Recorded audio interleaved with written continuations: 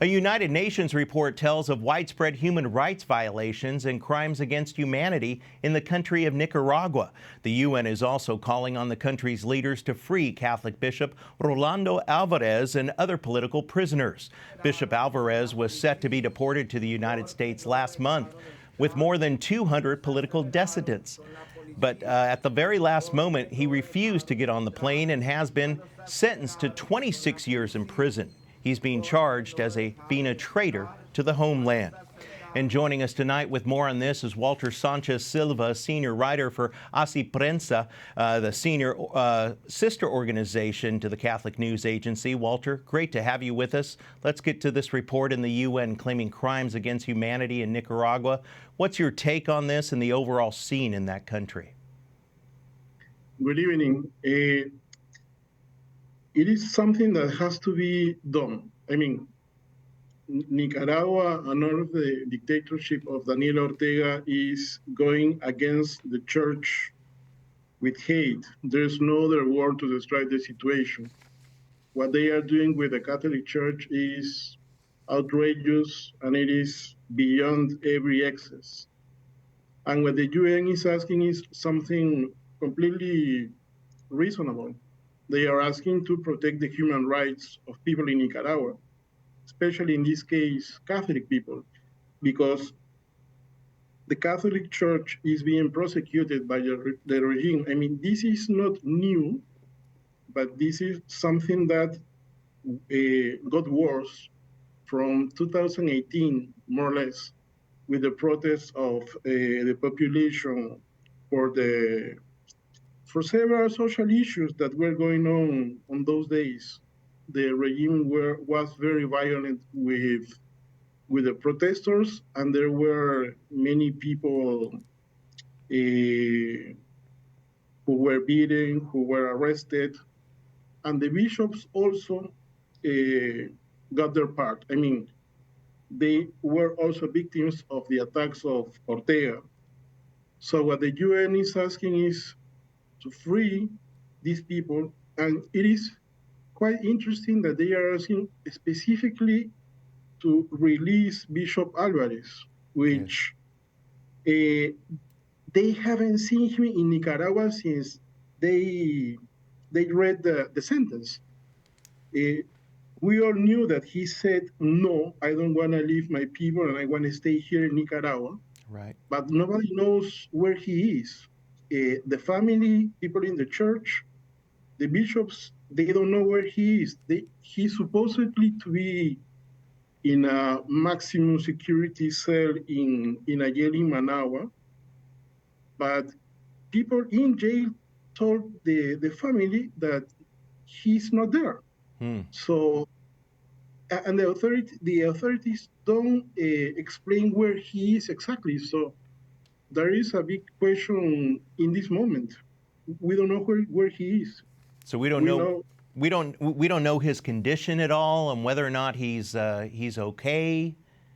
No, we can presume that he is not okay because he has some issues, some health issues, but we don't know what is exactly his condition now. And because of the penitentiary system in Nicaragua, which is really cruel, it is very likely that he's not okay, right, that he's not in good conditions. And all of this is certainly taking place as the Nicaraguan president, Daniel Ortega, really continues to crack down on Catholics. You know, he's called the Catholic Church a mafia, and the Stations of the Cross are now forbidden in the streets. Walter, you know, we're talking about a largely Catholic country here, and what's your reaction to hearing about all this? And have you talked with the people? What are they saying? The first reaction you get is fear. People are afraid because they don't know what is going to happen to them. And you can see it and you can feel it when you speak to people there, because many people are afraid to speak. Yes. I mean, the price you pay in Nicaragua for speaking is, in this case, jail, as we are seeing with Monsignor Rolando Alvarez. And not only him, I mean, the other priests and seminarians and people that finally got to the U.S., they were also in jail or they were also arrested because they spoke. The church is the only one that speaks up for the people in Nicaragua.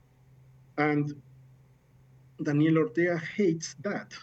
I mean, Daniel Ortega can't stand criticism. I remember in 2014, the bishops sent a long letter with all the critics and with several proposals for the government. And that letter made Ortega really upset, really mad.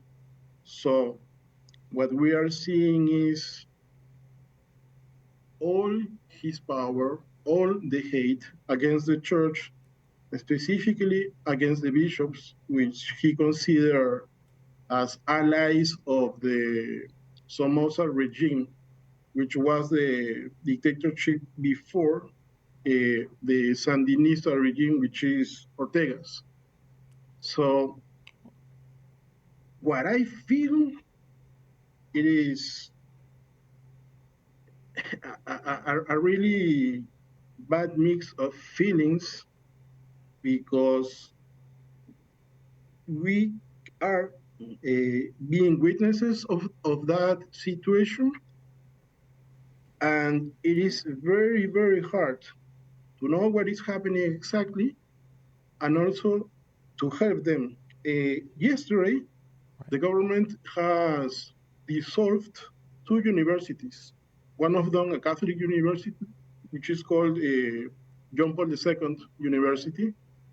And the government has also dissolved Caritas Nicaragua. So Ortega is not only going against the Catholic Church, but also against the weakest, the poorest that the Catholic Church helps.